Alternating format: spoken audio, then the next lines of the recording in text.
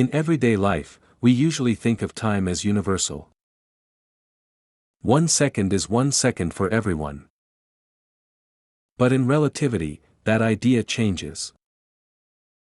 Time is not absolute. Einstein showed that the rate at which time passes depends on motion. If you move very fast, time for you passes differently compared with someone at rest. In this video, we will see why this happens, how the light clock thought experiment explains it, and where time dilation appears in the real world. Here is what this video will explain. First, the light clock thought experiment.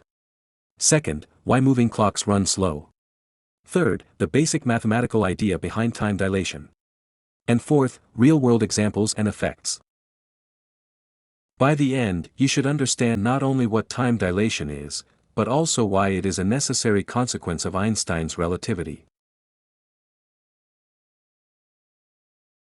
In daily life, we assume that time flows the same for everyone. Whether a person is standing still, walking, or running, we do not normally think their clock behaves differently. That assumption works well at ordinary speeds. But it breaks down when speeds become very large, especially when they approach the speed of light.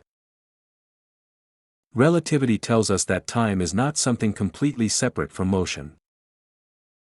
Motion and time are linked.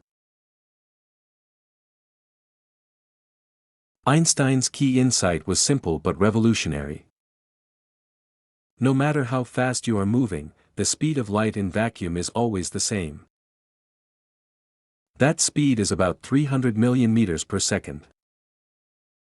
Because light speed does not change from one observer to another, something else must adjust.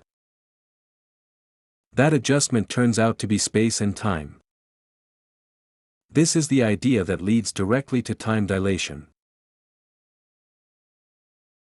To understand time dilation, physicists imagine a very simple clock. It consists of two mirrors facing each other, with a pulse of light bouncing up and down between them. Each round trip of the light pulse marks one tick of the clock.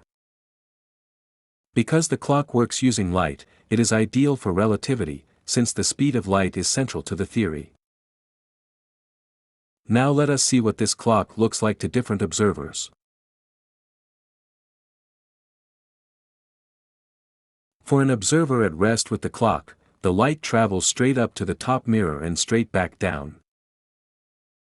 The path is simple and vertical. If the distance between the mirrors is d, then the light covers a well-defined distance in each tick. The time between ticks is called t0, or t0. This is the proper time, the time measured in the frame where the clock is at rest. Now imagine the same clock moving sideways past another observer. To that observer, the light does not go straight up and down. Instead, it follows a diagonal path. Why? Because while the light is moving upward, the clock itself is also moving sideways. So the light must travel a longer distance for each tick. And that longer path is the key to time dilation. Here is the crucial idea. The moving observer sees the light travel a longer path. But the speed of light must still remain the same. If the speed stays the same and the distance is longer, then the time must be greater. That means the moving clock takes longer between ticks. So, from the moving observer's point of view, the clock runs slow. This is what we call time dilation. Mathematically, the time interval becomes larger by the factor 1 over the square root of 1 minus v squared over c squared. As speed increases, the effect becomes stronger.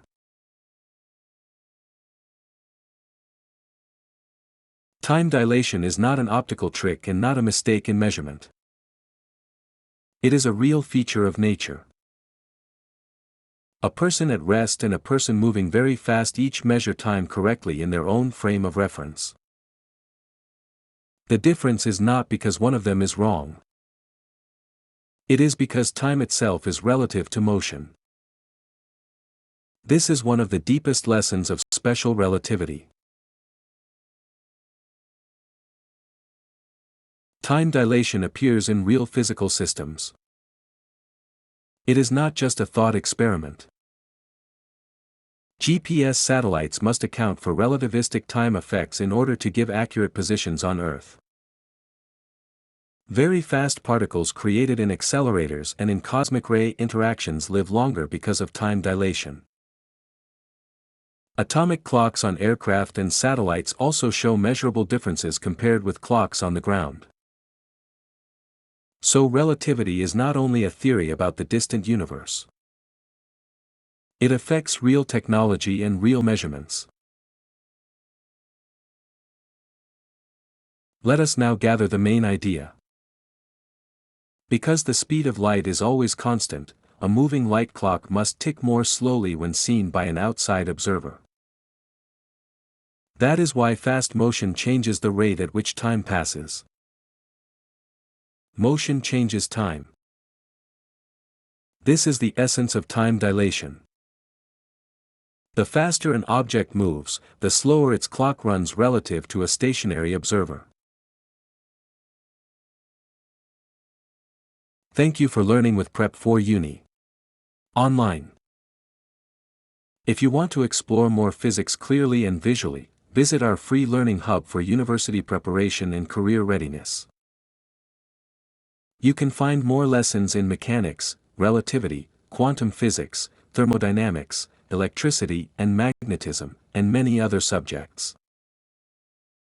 Visit Prep for Uni online and continue your learning journey.